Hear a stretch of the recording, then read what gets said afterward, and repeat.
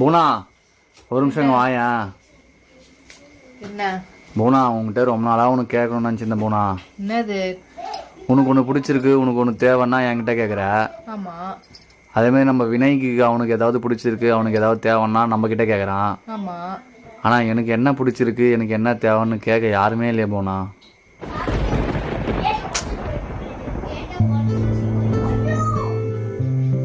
ஏய் என்னப்பா? உனக்கு பிடிச்சதே நானும் வினய்க்கும் தானே அப்படின்னு பல முறை சொல்லியிருக்கிய. அப்படி எங்களுக்கு பிடிச்சதா நீ பண்ணணும்.